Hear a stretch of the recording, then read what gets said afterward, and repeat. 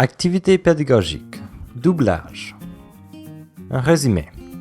Les élèves créent le dialogue d'une scène dont le son a été enlevé. Les objectifs. Travailler la formation rapide des mots en lien avec les images. Développer son habileté de deviner ce qui se passe selon le contexte. Utiliser la langue d'une façon ludique, ça aide à enlever le stress. Et développer son vocabulaire. Matériel. Une scène d'une série télé ou un film francophone. On peut facilement faire cette activité avec des séries de sketchs humoristiques comme Les Magnifiques, Le Sketch Show ou Like Moi. Avant l'activité. Montrez aux élèves une scène sans son.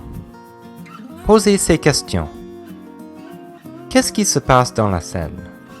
Quelles émotions sont présentes? Qu'est-ce que les personnages se disent selon vous?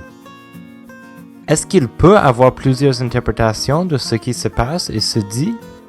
Lesquelles? Et quelles sont les images les plus importantes de cette scène selon vous? Le déroulement. Montrez une autre scène au moins une fois aux élèves.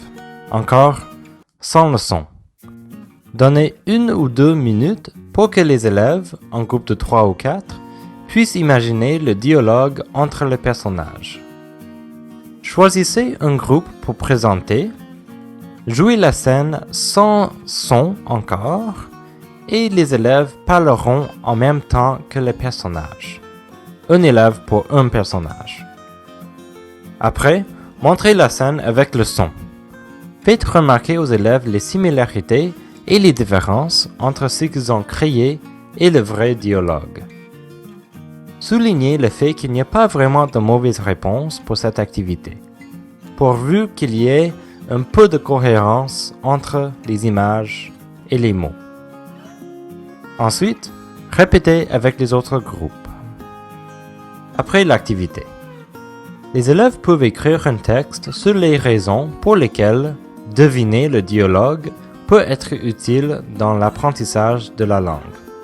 Par exemple, dans des moments où on ne comprend pas notre interlocuteur. Est-ce qu'ils ont déjà essayé de deviner ce qui se passait ou ce qui se disait? Et une variation.